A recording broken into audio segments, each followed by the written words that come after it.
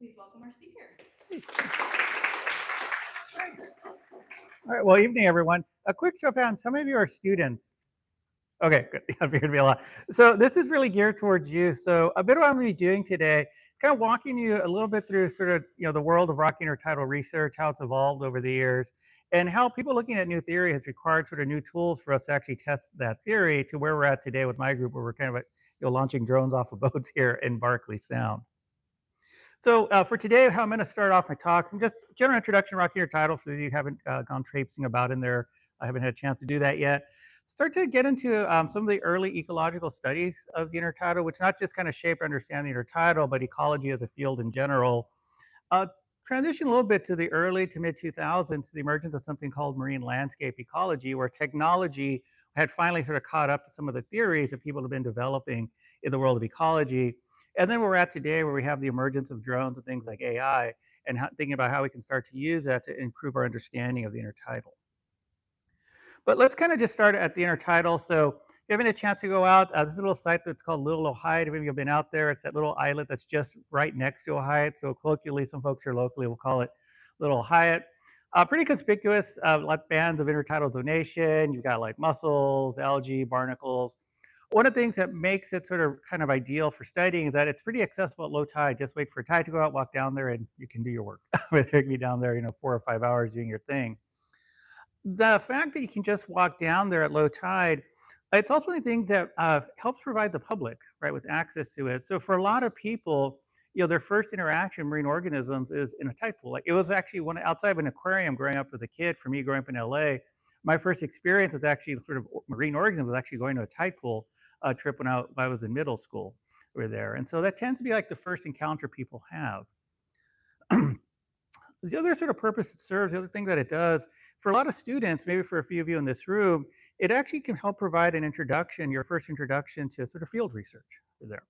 It was one of the first times I was introduced to field research. That's actually me. I used to be at Cal State Monterey Bay. I'm teaching some of my students. We're at Hopkins Marine Station, which is Stanford Marine Station, now getting ready to do an intertidal lab. Now, the other thing about the intertidal, it's actually been sort of one of these ecosystems or habitats that inform our understanding of natural history, especially the early natural history, and in part again because you could just walk out there. So, how many of you are scuba divers? Okay, I'm too. I don't scuba dive much anymore. Okay, so back in the 40s, you couldn't just walk to your local scuba shop and pick up a gear. You just can't do that. It didn't really exist. The way you think about sort of recreational scuba diving probably didn't really pop up until about the 1960s or so. So one of the most common ways that we study marine systems was by tide pooling. And so some of you may recognize. Any of you recognize this character here? No. Okay. So yeah, it doesn't quite on the back. So this is Ed Ricketts. So he's very well known sort of marine biologist. He's actually considered a natural historian. Some people consider one of the first sort of ecologists. So if you live in Monterey Bay like I did for 15 years, you're going to hear all about him. So he was a couple of things. So one, he actually ran something called the Pacific Biological Lab, where he would actually collect marine organisms and sell them to universities for labs. He also that's what actually was interested in just kind of understanding how species distributed themselves in the intertidal. That's actually him in a place called the Great Tide Pool there in Monterey. I believe this is like pictures from like 1941 there. But one of the things he did is he kind of traveled up and down the coast, going from Baja all the way to Alaska. And he wrote a book that actually a lot of intertidal classes still use today, ecology. I used it in my marine invert class in the mid 90s, between Pacific tides. And so there's multiple pressings of this, but you'll actually be able to learn the whole book. It's actually one of the most complete descriptions of how species are zoned or actually spread across different zones in the intertidal. And so there's multiple pressings. It's one of the older ones, older versions of it. Other thing too, those of you who are literature majors, literature fans, he was also good fans with John Steinbeck. They're the author. So if you ever have a chance to read the book Cannery Row, the main character Doc is actually based on Ed over there. So a lot of stories that are written in about Doc in that book, they're actually sort of taken from some of the experiences that John Steinbeck and Ed Ricketts had. Now, this is probably one of our first forays in kind of thinking about how the intertidal was structured. But as we started to get into the 50s, ecology was starting to develop as a pretty young discipline. And so people started thinking a little bit differently about, okay, how can we start to study systems? And that's where this guy, Robert MacArthur, actually comes in. So in the 1950s, MacArthur was a student at University of Pennsylvania, some people call it Penn, and she became a faculty member at Yale. He started to kind of move ecology into what we see today, which is a hypothesis-based discipline, right? And one of his earliest works was actually looking at the distribution of warblers. Actually, the paper he wrote is called "The Population Ecology of Some Warblers of Northeastern Coniferous Forests." He became interested in like, how do all these birds sort of coexist in this one tree? And when he realized that they're actually partitioning it out based on different resources that were in there. So he had different hypotheses about that, and he was able to describe a mechanism. But it was that early work that would subsequently inspire sort of this next generation of ecologists who were actually working in intertidal, trying to understand the mechanisms that sort of dictated patterns of zonation. And that's where we start to get into sort of what we think about nowadays as sort of modern ecology, where a lot of it started in the intertidal with experimental intertidal ecology. And so two of the papers that come up more often than not, because they were sort of key papers in the development of ecology, first one's by Joe Cano, who was a professor at the University of California, Santa Barbara. That's actually I did my PhD at. He was still there. He was an emeritus professor, but he'd come in like once every couple months. Go to his office. You actually would chat with you about what you were doing. And then Robert Payne, who was at the University of Washington. And so they were actually doing a lot of work at the same time. Joe did quite a bit of work in Scotland. And so key paper that he developed out of there was actually studying barnacles. Any of you sort of working with barnacles right now in your class? No? Okay, one person. Okay, a couple of you are back there. What he came out of, what most people sort of remember that paper for, is that it was an experimental demonstration about competition existing in nature between two species of barnacle. But really what came out of that is he described a general model that the upper distribution of species that are tidal is driven by physical factors, things like desiccation, the lower part by interspecific interaction. This could be things like competition or predation. Bob Payne developed what's known as the keystone species hypothesis. And so this gets taught in all ecology classes, whereby he was working at a place called Tatoosh Island, which is just off the coast of Washington, the Olympic Peninsula there, where he went out every year for about 10 years, removed the sea star Pysastro from rocky bed. And then after about 10 years, what you see on the bottom there, which is you went from an area that was pretty diverse, a lot of species, where this almost monoculture of mussels on there. And what it was that Pysaster was actually keeping that competitive dominant from overgrowing everything. And so this became sort of a key concept in how we think about the structure of most natural systems. But a lot of that early work and how we think about how sort of ecosystems are structured came out of work done in the intertidal.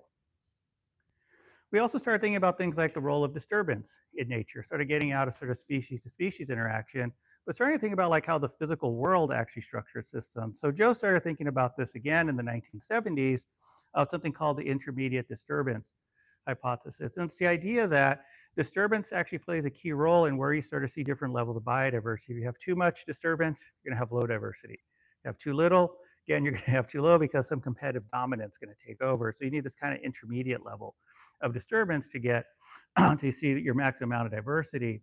And so one of his graduate students, Wayne Sousa, demonstrated this experimentally in a boulder field just next to, called the Elwood Boulder Field, just near the UC Santa Barbara campus there. But again, it was the intertidal right and work in there that was helping us develop our understanding of how the natural world was structured. So I actually became interested in this, right, as a young student actually here at Banfield. So part of what I didn't give out in my introduction, I first came out here in 1994 as an undergraduate, and I was at California State University, Los Angeles. How many of you were interested in like marine mammals when you got into marine biology? Be honest.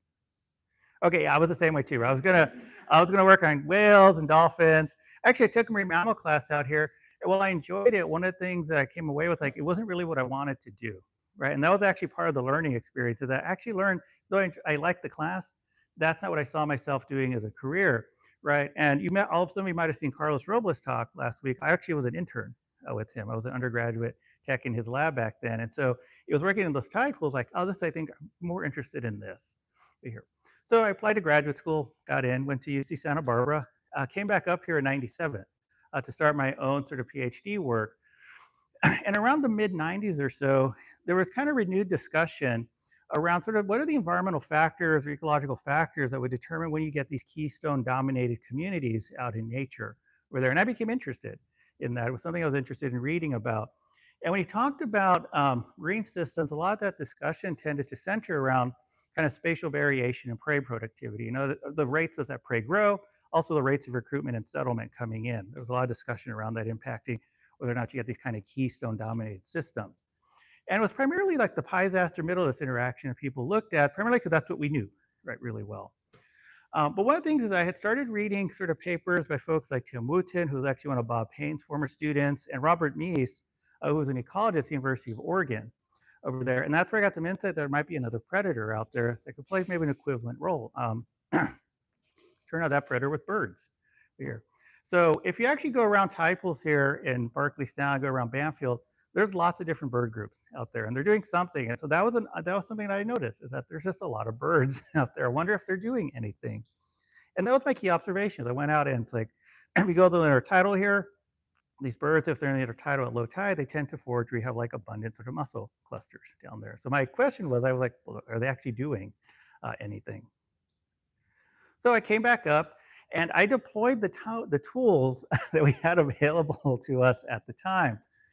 So that's me over there in the upper room with Russ, who was an undergrad intern with me back in, it might be 97.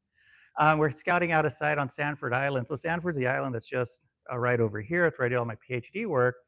Spent a good amount of time deploying quadrats and meter tapes. How many of you using quadrats and meter tapes in your work? Okay, yeah, so I had that. I still have that quadrat and meter tape. They're in storage in Seattle over there. Over there. So went out there trying to sort of characterize the system I was going to go in. My advisors bought me a rotary hammer. I lost track of the number of holes I drilled into the rock there because I had to install all types of experiments. Deployed a ton of cages. Those are actually upside down litter baskets that you might get at like a stationery store. When I'd order them, the Santa Barbara, like, why are you ordering all this stationery? We actually have a stationary thing here. I had to explain it to them, like, okay, just keep ordering them. But this is how I was able to sort of test for the different effects of things like birds and Piesaster, right? And their sort of impact on mussels. So what I would do is under those cages, a little transplant clumps of mussels. And myself, after we would sort of initiate the study, every day my assistant and I during a low tide, we go and we count the number of mussels that were still alive in there. So it was a lot of work. I don't know that I would do that again. Wound up publishing that in Journal of Experimental Marine Biology and Ecology. And so this is just the survey data from a couple of years. So the left there, it's the sea star data, right? There's the bird data. So for the birds, I didn't do so much numbers as the amount of time they were spending foraging at different shore levels. So it actually had these little sort of ribbons that let me know sort of what part of the shore they were on, so I could figure out where the birds were going. And my assistant and I, we'd be in a little blind above the intertidal there with a little scope, like seeing what the birds were doing down there and what they were eating. Sea stars, those blue bars there represent the low shore level right here. And then that's Sanford over there. Now, one of the things you'll notice that I have 2 years built into that data set. It's actually also sort of a good sort of kind of example of why historic data can come in handy. You'll notice in the first year it says low shore level 1, low shore level 2 for Sanford. There were a lot fewer that the first year I did the survey. It was the back end of a sea star die-off that had happened in about 97, 98. Only we didn't know about it because we didn't have social media back then. I remember going to meetings after, if you're like, did your sea stars die? Like, yeah, my sea stars died. Well, so did mine. And that's how we figured it out over there. This year it's the bounce back over there. So the editor of the journal made me do this sort of interaction term, but I didn't really have an explanation for why they had died off. It wasn't until years later they realized, oh, we had picked up sort of the remnants of a big sea star die off on the West Coast there. Other one here is the birds. Turns out birds forage a lot on that low shore level at Sanford. They really like eating down there. So I had sort of some evidence that this might actually be a thing, that they're actually doing a lot of eating of mussels down there. In fact, I ran an experiment for 30 days, and that's what we found. You want to look at the one that says bird present, sea star present. Those blue bars there, that's the number of mussels left after the 30-day period. It was about the equivalent number of mussels that they ate down over that 30-day period. And so what it demonstrated is that over that 30-day period, birds and sea stars had a similar effect on per capita survivorship in mussels. So it wasn't really that either was the keystone, is that they actually could have a similar effect. One of the major differences that was happening, it's the birds were actually eating the largest mussels. They actually had them arrayed into size classes. So the birds were eating the 2 largest size classes. The sea stars were eating sort of the intermediate and the smaller ones over there. So they're actually also having differences in the sizes that they were pulling out of there. But it was just a little bit of insight into sort of Barkley Sound and sort of how that sort of operates at an ecological level. So, you know, coming out of the 90s over here, back up a little bit. We have some basic lessons, you know, from the intertidal. We learned about the effect of competition on species distribution, learned about the maintenance of biodiversity via predation, the impacts of disturbance, right, on diversity. And there'd also been a lot of work by folks like John Roughgarden at the time, Steve Gaines, looking at the effects of recruitment. Here in Banfield, Carlos was looking at the effect of recruitment and how it dictated, the impacts of predation out here as well. So we're starting to get a really good understanding, right, of some of these mechanisms. However, around the same time, the early 90s, people started talking about a different way to conduct ecology. And this is something called spatial ecology.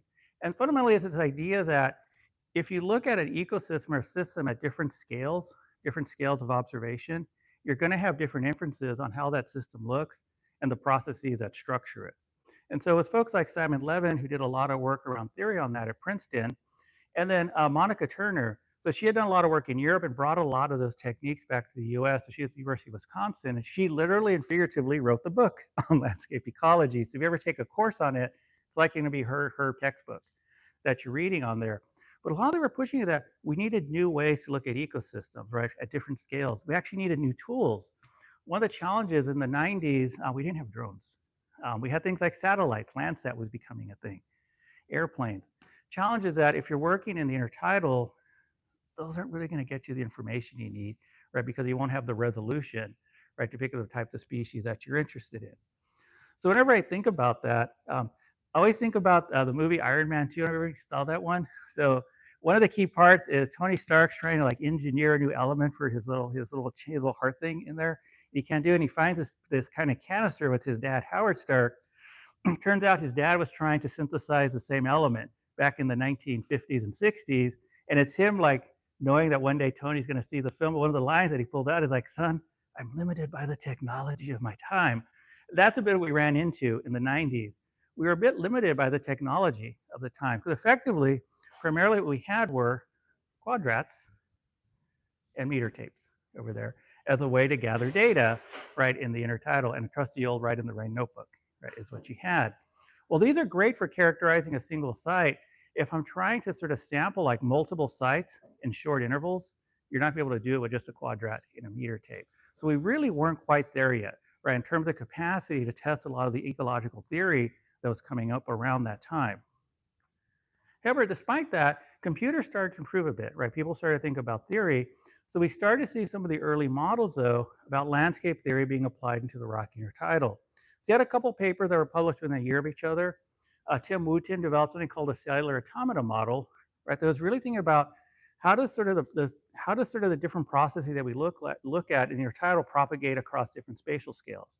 Then you had Carlos and his colleague Bob Desjarnais publishing about like how does the landscape and sort of physical factors going across it like wave force affect the distribution, right, of species in the intertidal. And these are actually slightly different ways. These were different ways of looking at intertidal ecology because we weren't necessarily looking at things like just predation alone or competition alone. We're actually looking at how the landscape and things like scale are interacting with each other to affect the distribution and organization, right, of a whole habitat type. All right, and so I'm going to kind of zoom in on the Robles and Desjarnais model because it's a little easier to track in this case. It's also got this nice graphic here. So I was a postdoc. I got to work on this years ago. We used to call this the rainbow tongue model because it kind of has a tongue shape to it, but it's rainbow. But the general sort of layout for it is you have a y-axis with tidal height from the low shore level to the high shore level, and then a wave exposure axis going from the low to the high. Over here we have a lot of wave exposure, a little bit of wave exposure. And the general thing I want you to take away is that sort of color band represents a muscle bed where the different colors are different sizes of the muscles. Red are really big muscles, around 20 centimeters. Blue are your smaller muscles. But the general takeaway is when you have these sort of high wave exposure areas, you get these very broadly distributed muscle beds, right? As you start to decrease wave exposure, the muscle bed or the boundaries tend to compress towards each other to eventually like you don't have a muscle bed over there. And that was a different way, right, of thinking about how a muscle bed, right, gets structured in here. Also layered on here are things about how predators get affected and how individuals and cells interact with each other. But again, it was a different way kind of thinking about how a muscle bed was structured. Now, what started to happen around the same time, the late 90s, early 2000s, we started to see this rapid explosion of new technologies popping up concurrent with the development of new landscape theory. Digital cameras appeared on the market for the first time. the smoking hot digital cameras back then were anywhere from 3 to 5 megapixels and would run you a few $1,000s back then. Those are brand new over there. Surveying technologies improved. That's one of my former students, Sean Wendell at Catalina. He's got a little handheld Trimble GPS unit. In the old days, I used to have a big backpack on you to go out with that, this big antenna to correct and get everything. Now everything's in this little thing the size of like an iPad over there, right? And so that had improved. Computing power increased. So when I started graduate school in 95, Windows 95 was released. So the way a lot of you work with computer desktops now, 1995 was probably the first time computer desktops looked like that. The computer I was set up with at Santa Barbara had 480 megabytes of memory, and that was considered one of the smoking fast computers, right, in the department. I mean, my phone has like 100 times more, right, speed than that right now. And then data storage improved, right? By the time I finished graduate school, we had moved from storing things at megabytes to we getting the first gigabytes. And I had a roommate who was in a computer science program, the PhD program there. He was telling me about this theoretical thing called a terabyte. I was like, whoa, that's crazy. Or I was like, wow, that's wild. Right? He would tell me all this stuff like, really? Yeah, and eventually, yeah, we wound up with terabytes over there. So it was a real nice sort of synthesis of this kind of technology coming together with this emergence, right, of new theory. So I came back between 2004 and 2006 as a postdoc. We started applying some existing tools, right, and new tools, right, to test this emerging sort of ecological theory, right, back here in Bamfield. One of the things that we did, if you saw that sort of the rainbow tongue over there, one of the challenges, that's a real hard pattern to pick up with quadrats and meter tapes alone. So one of the ways that we did it is we would take digital cameras and we'd mount them on these little armatures. So this is another student back in the 2005 over there. She's holding the armature, and we used to mount a camera on that. We'd actually just walk it down the line, take pictures about every meter or so. And then later on, we put it into a GIS database, right, to create these nice mosaics.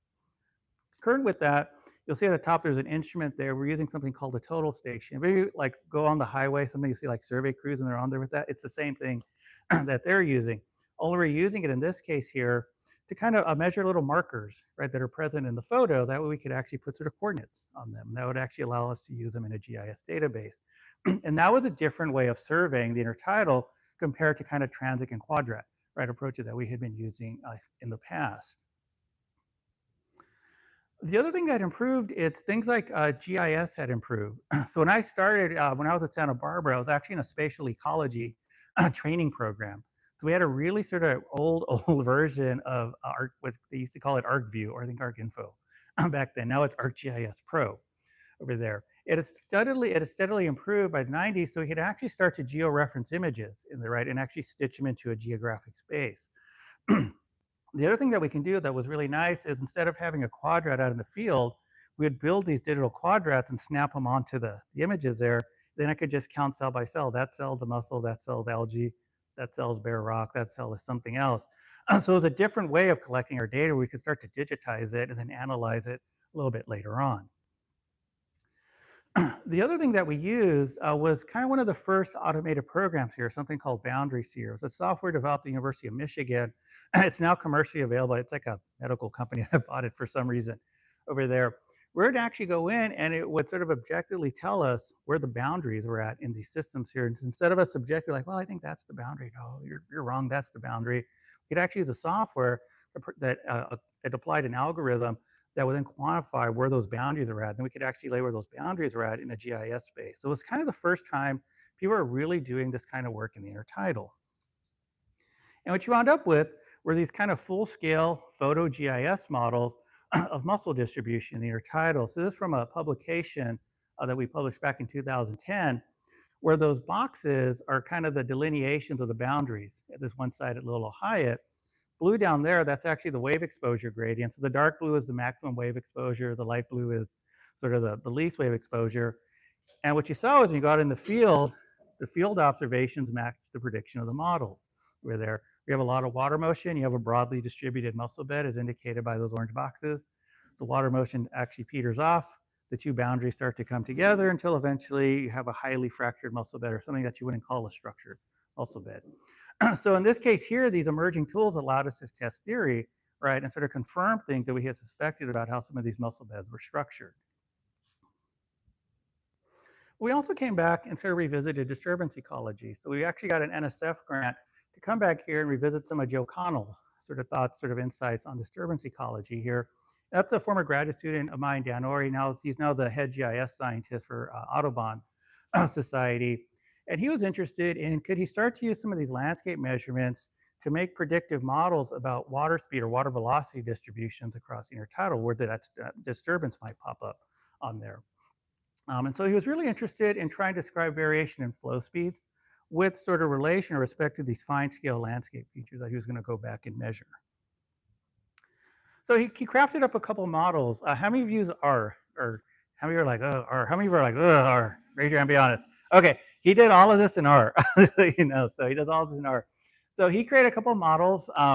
One that would help him predict the mean maximum wave velocity that gets experienced on a rocky shoreline, but also one that would actually predict how these resulting flow speeds would actually get distributed across there. So he was actually going out and taking all of these measurements.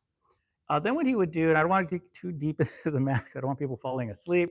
The short story is he integrated these two into one comprehensive model where you can then predict all of this across a single surface on there. So he used a lot of the methods that we had used to test that original sort of landscape model. He went back out with total stations, did a bunch of XYZ locations. He actually, at this point, then converted them to a UTM coordinate system or something called Universal Transverse Mercator. So you could actually start to orient them into things like Google Earth and those types of orientations. He used these dynamometers, Bell Denny dynamometers. Emily Carrington developed that. She's actually in the back of the room if you want to chat with her later. Right there. So he deployed a bunch of these to try to get measurements of wave force across there. And then he would use a total station to measure the location. That way those measurements would also have spatial data, right, attached to them. The other thing he did that was a little bit different is one of the big gaps in trying to estimate or predict wave speed is we don't have a good sense of what the topography looks like right adjacent to your tidal, because that's where your water actually starts to compress and some of that wave dynamics start to break down on there. So what he did is he borrowed a boat there, he put a fish finder on it, and he laid out these transects. And what he'd do is he created these transects right up to the shoreline, get a depth measurement, and then that's Valerie, she was an undergraduate in my lab back when I was in Monterey. She would sort of record that in the GPS unit. So the depth there, right, the variation in the depth would be the variation in the contour. All of that had a geographic location on it. So he'd do that at all of his sites over there. So what he would get, and this is actually from the subtitle, it's a little hard to see on there, but all those red dots are actually sort of points from him doing one of those boat surveys over there. So they're depth points and how they vary. And then what he could do, he could put them to ArcGIS, and we get this really nice subtidal bathymetry map that ran right up to the shoreline of his intertidal site. So he could actually sort of insert that into that model that he's using to predict wave velocities and wave distributions. The other thing that he did is he also started to array things from DFO over here, some of the offshore buoys, to try to get what some of those offshore heights look like, because that's actually where that wave energy starts. You also have Ocean Networks Canada here. There's a sensor like right there at the mouth of Barkley Sound. He was downloading data off of that as well to feed his model. And the short story with that, again, without putting up too many equations, it performed well, as he put in his thesis over there. His model was statistically significant. He was actually able to predict these distributions on there. His model did really well. His model explained about 69% of the variation in wave distribution there. Some things that we're missing, he actually doesn't have wave measurements like right there on shore, because we don't quite have instruments for that particular one right there. There's also some things, some finer scale metrics he wasn't able to get out of the intertidal, so some of that error probably lies in there. But in short, he was able to sort of integrate sort of things like our new GPS approaches to get a really good performing model that helped them understand where potential disturbances might propagate across these intertidal systems. This is where I'm going to get to the drones here. So coming out of this kind of early to mid 2000s, we're starting to come away with new perspectives on intertidal systems. This Robles et al. Paper in 2009, we talked about a little bit. We actually went back and replicated some of Bob Payne's experiment based on that model there, where now we kind of think about having multiple equilibria states, right, in the intertidal. The paper that features this big GIS map here, we start thinking about new mechanisms of boundary formation, right, muscle bed distribution in the intertidal.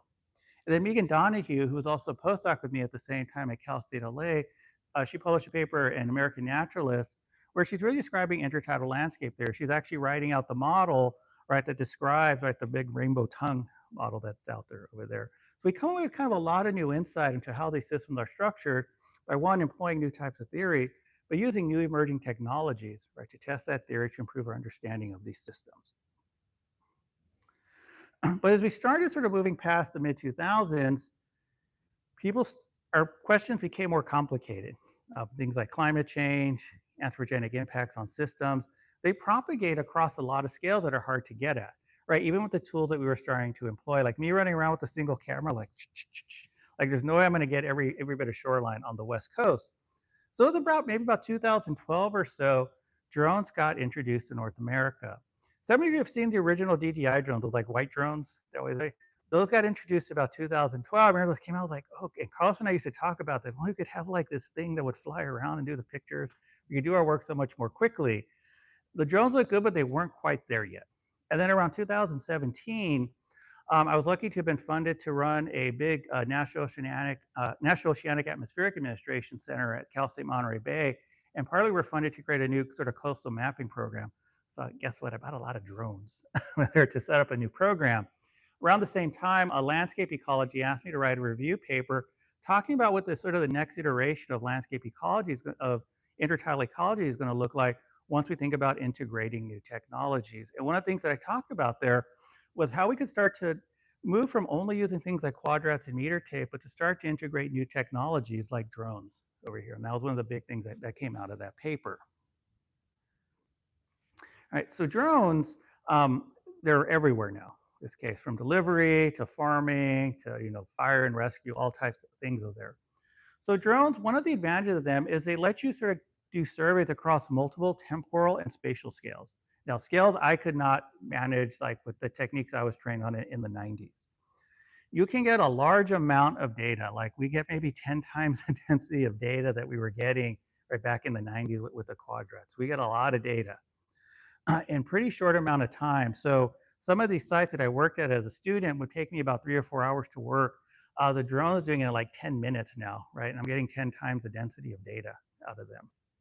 They're relatively inexpensive, right? And so drones can start on the low end around 2,000, high end about $35,000, right? But when you think about a traditional surveying team, like when I go out with some of my colleagues, they have teams of 5 or 6 people out there, right? And so that's about 80,000 a year for some folks on there. So that gets really expensive real fast over there. Right now, it's myself and an observer, and at this point, it takes us longer to drive or take a boat to our sites than it actually does to do the surveys at this point. So they're relatively inexpensive. They also let you do surveys in what might be considered inaccessible locations. So there's some places just hard to walk down to. So the drones let you get out there safely and get information that you might not otherwise have access to. Now, the other thing too is the data we're getting is a lot different, which means that we need new ways of thinking about analyzing it. So the big one is these autonomous systems can collect a magnitude orders more data than traditional survey methods, like a lot of data in a real short amount of time. The data that they're getting require new sort of classification analysis procedures. So we use a lot of AI script now to go through and classify that. There, you're actually seeing just a snippet of it. It's one that we use for a pelagic bird program that we have because there's just so many birds in the image. It would take a manual operator like days to classify that. Now the software does it in about 10 hours instead, with about an accuracy rate that's comparable to a manual person going through and doing it. And then the data formats, right, that we're dealing with, such as images, they require new storage formats, right, and sort of data standards. Some of these files, once we process them on the small end, they'll be 3 gigabytes. The big end, we've had files as big as 100 gigs. My first year at Washington, we went through a terabyte of storage with all the data that we were collecting on there. So it's a whole different type, it's a whole different beast that you're dealing with, right, you're collecting data using drones. So at UW, right, we've integrated marine technology and ecology in the lab that I moved from Monterey Bay. So we have a whole bunch of research and education activities. I do a lot of student training. We're there. We're funded by entities like the California Ocean Protection Council, the Moore Foundation, NOAA, National Science Foundation. One thing that we're getting, it's improved spatial and temporal coverage. So we can cover a lot of area in a pretty short amount of time at this point. It means we get a lot of information. The one that causes some of my colleagues heartburn in the intertidal world, We have this reduction in sort of required personnel and time in the field. So that's one of my former students there in the blue jacket, Taylor Eddy. She's surveying a site at Catalina that when we used to survey it as a student, it might have taken us like 3 days to do it with the transect. Like she's doing it about 30 or 40 minutes pretty much on her own, right? And I'm just there as an observer there. So we're getting a lot. So we're able to do it with kind of a pretty small team right nowadays. So one thing we're known for, it's autonomous intertidal mapping. It's really where we got our start in here. So we're using like small scale, small quad rotors like you're seeing here. That one's at Hopkins Marine Station. That's one of our first pilot low altitude flights with the drone. We kind of cracked the software to get it to fly a little lower.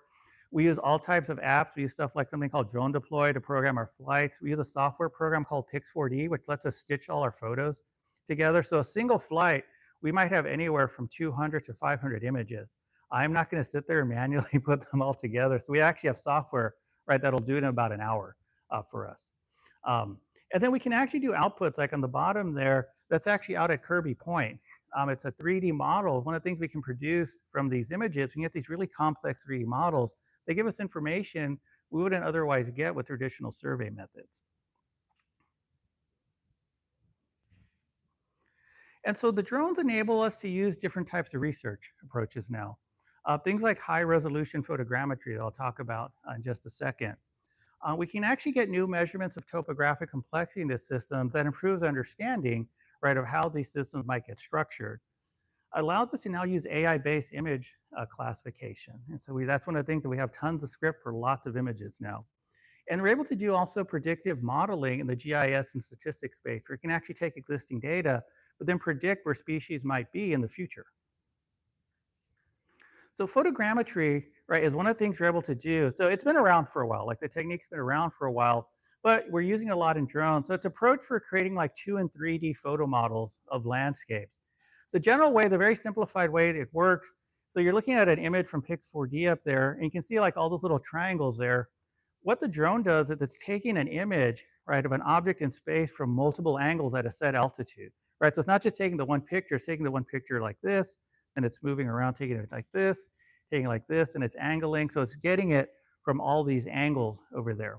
So it's getting multiple points of angles, but while it's doing that, it's also because there's a high resolution GPS unit in it, it's automatically stamping or geo-stamping each photo so you know its location plus or minus about a centimeter there. Right, so you've got real accurate data, usually at a real high resolution on there. And then you pop it into a photogrammetry software package like Pix4D, right? And then it matches, it finds all these matching points based on the coordinates and stitches all of those images together to smooth out the errors. And so then you wind up with a single photo mosaic. So this is an aerial view of Little Ohio, just out over here. So that's a 2D mosaic of about 240 composite images put together there. So the drone does that in about 10 minutes. Takes us about an hour to process it in the cloud, and then we're ready to go there. See this will go. Ah, there we go. The other thing that we get, because it is taking pictures from so many different angles, we can also get estimates of the actual landscape complexity at a real high resolution there. So that top photo there, how many of you been out to Scotts Bay yet to do tide pooling? Are there any yet? So you know that little rock that's out there? That's that rock out there, right? But this is a 3D version of it. And so the software can also create these 3D models that you can rotate around any axis, zoom in and out. So you have a photorealistic replication of that that can actually go on top and get things like elevations. You can do volume measurements. You can do all types of stuff with it that we couldn't do in sort of just the 2D model space. You can also create these really nice digital elevation models that can snap into something like ArcGIS you can do statistical modeling with, right, on the back end. The thing too is these models are really high res. So this is a zoom in of that 3D model of Scott's. All those little orange and purple guys, anyone recognize those? Spyzaster, right? So we can also pick up other species of interest because of the resolution. So these guys are all hiding in crevices, right? So the resolution is a high enough quality. In addition to looking at things that are on the surface there, you can also start to look at some of these mobile organisms, right, that move across that surface. We can also animate it. So this is some work we did for Stanford out at Hopkins Marine Station. This is the Hewitt line there. The famous line, it was done by a graduate student named Hewitt in the 30s. that was data from there provided some of the first evidence of climate change impacts on marine systems. And so they wanted us to digitize it. This is the virtual fly through of it. This is a huge, like 90-meter transect line. Their measure, I think my tech and I in Monterey were out of there in about 25 minutes. We were in and out before the actually survey team. You can see some of the lines there were done. Were there, and then we actually had to process before they actually had finished their survey that day. And so this is another way that we can start to digitize it, but start to bring some of these systems for life for folks. The other way that Stanford used this, they used it in an online marine ecology course. They were like, a kid in Kansas who can't get out to Monterey can actually experience intertidal from the comfort of their home there. Or there. So it actually provided a new experience for a student that they might not have had otherwise. And then we have to use deep learning models, something called deep learning and segmentation models to analyze, right, all of this information over there. I am not going to identify all this stuff by hand. So I gave a talk last year about a shark project that we have with pinnipeds. Some of the images we get will have like 14 to 15,000 pinnipeds in them. I am not going to sit there and count every one over that because we'd be there for about a month, right? So we have to use AI to help us doing that. So we're using machine learning tools to automate the process. One of the most common ones we use is in R. Again, this is why R is important. It's called a convoluted neural network. So it's a really sort of rudimentary sort of computer vision software that you can actually develop to help you to train the software, and then to actually help it automate the whole process of classifying it. So at a very simple level, you input an image up the top there. You go into what I call the black box, but that's where all the scripts at that does the work. And then it outputs a classification image, and then we will actually go and ground truth that. So before we actually put this into action, we do many rounds of ground truthing. How close is it coming to what the manual operator says of the sea line, or says of the mussel, or says of the thing? And we're not happy until we get, somewhere around in that 70, 80% agreement, and then we go up from there. We start to have increased trust in it. So when we really get going with the automated classification, on the low end, it takes about 2 hours, upper end about 18 hours on there. Classifying similar images might take us days to weeks. So the other thing we can do, if you're thinking about climate-related data, we can sort of collect data across a big area in a short amount of time and get you results in a short amount of time. So we don't have to wait months or years down the road to like, oh, there actually was an impact, right? We can start to assess some of that and even pick up some early warning signals, right, pretty quickly with the way that we're doing data analysis and collection now. So one of the things we do is we use something called segmentation analysis. So graduate student Brenna Rothman's doing some of this up here. So you can actually go, and this is a little higher where she's got an aerial image, and she's using segmentation analysis, or it's a machine learning based approach where you combine light colored pixels in the image, right? So different objects in there, they kind of reflect light back at different wavelengths. You can start to group them together, and you train the software to do that. And then it'll output a classification scheme like that. So that's the output on the right there, with all the colors. It'll tell you the total pixels over the area, and then you can actually figure out like, okay, what percentage of those pixels are classified as mussel, and you get a percent cover in that case. And so it's a different way of getting percent covers. One of the differences here, and it's something I ran to early on, is historically when people are giving you covers, they're like doing transect lines. Like here's one, then we do another one 5 meters down, another one 5 meters down. The percent cover estimates on those transect lines, we're actually doing the actual percent cover for the whole bed, right? So we're getting these disagreements between their measurements and we had to realize there's big gaps that we're actually counting in that they historically, or we're not counting in. But this is a way that we go about sort of automating the process of classifying intertidal imagery. We also use something called object-based classification. So this is a machine learning approach where you classify based on the shape of the object on there.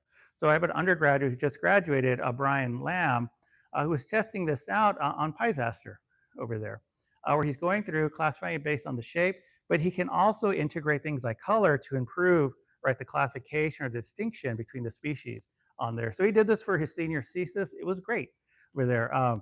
He gets about an 80% accuracy rate for orange sea stars and about a 69% accuracy rate for the purple ones. But this was just his first shot at it. So we've got other students who are going to work on improving this in this case. But it looks like this might be another tool, right, that we can start to use to improve the way that we analyze data, right, in this system. And then we can also take those landscapes and do some predictive modeling as well. So it's one of the things about ArcGIS that a lot of people don't know about. So I used to teach GIS when I was in Monterey Bay. When I asked them, like, what's GIS? And be like, oh, it's maps. And like, well, yeah, that's partly what it does. Actually, what it is, it's a database that happens to have a very powerful visualization tool built into it. but it actually has a spatial stats tool built into it that doesn't often get taught in undergraduate classes. What allows you to do is use general linear models, right, to actually sort of model different landscape features in there and how they influence the distribution of an object. And it can be a species in this case. So I have a graduate student, Olivia Bible, who's getting near finishing here. So she's using this with some colleagues of ours at Santa Cruz to try to predict where you should find mussels across all of these monitoring sites that they have up and down the West Coast here, but then how we then might subsequently model sea level rise scenarios to understand how those distributions might change over time. And so she gets a pretty high success rate with this particular approach. So one of the questions that we do get asked about when we're doing all this, like, what's the reliability? Like, how accurate are you, right, with this? We're doing pretty well. Effectively, there's no difference between the percent cover estimates that we get, that we analyze, that we get using drone data with the ag classification versus in-field estimates, a percent cover. So we just ran a big analysis on that. You get some sites where the drone gives you a higher estimate than the field sites. Some of the field sites, you get a slightly higher estimate. There's slight differences in where you're getting that. But overall, there's no significant difference between the methods. One thing that we do sort of find is that the field counts actually they do a better job for like mobile species. So things like piesaster, the drone's not going to look in the crevice for your sea star. It's not going to look in there for abalone. It's not going to flip a boulder, right, looking for porcelain crab. So if that's what you're interested in, you'll still have to get on the field, right, to do that. One thing that the drones are doing that we kind of notice is the drones are picking up species coverages though that might get missed by transects and quadrats. This is from Olivia's thesis. So she's working with a group called Marine, it's the multi-agency Rocky Intertidal Network. So they survey sites from like Baja all the way up through Alaska. And so if you look on the left or right, there's like two dots on there. Those are two of their transect lines that they're running on there, but they classify that area as 0% mussel cover. It's because their transect lines aren't running over the top of that boulder that's almost 100% covered, right, in mussel. So it's one of the things that the drone's picking up is that we're actually missing large areas of coverage in there just because at some point, 30 years ago, somebody said the transect line should be sort of set here from now until the end of time over there. So your sort of estimate of how that system is doing, it's just a function of where you happen to lay down that transect line 30 years ago and where you're putting down that quadrat right over there. Other things we're able to do now, right, the types of things this enables, it lets us look at things like biogenic and geological landscape effects on disturbance. So this is what Brenna is looking at for her thesis up here. So they help enable measurements that we might not be able to get before at a real high resolution. So she's using something called a mobile RTK system. So it's the next evolution of that total station where it's synced to a satellite. She can just walk up and down and do points over there. She get a lot of points and like maybe 50 or so points in a short amount of time over there. And you get anywhere from a 5 to 10 centimeter accuracy. All right, so that's actually one of her recent runs out of another island out of there where she thinks she got about 50 points out there that she did in the span of about 30 minutes, right, or so. We can also get sort of automatic image classification as well. So we can start to apply that to all of our sites to try to get a sense of like what is sort of biological habitat, what's geological habitat, and what percentage is covered. And we can start to add in, right, different tool sets as well. So Emily Carrington actually has tools that we can also put out there, things looking at water motion, dissolved oxygen out there. And so we can start to look at other sort of influences, right, in these systems. As I mentioned, we're also looking at predicting the impact of sea level rise. Because of digital elevation models that we're getting on here, we can improve sort of the predictions of what sea level rise is going to look like, right, on these particular habitats. We're doing some of that work with UC Santa Cruz, and with some money from the Moore Foundation, we can start to map, we're able to map sites up here, right, to add to that collection.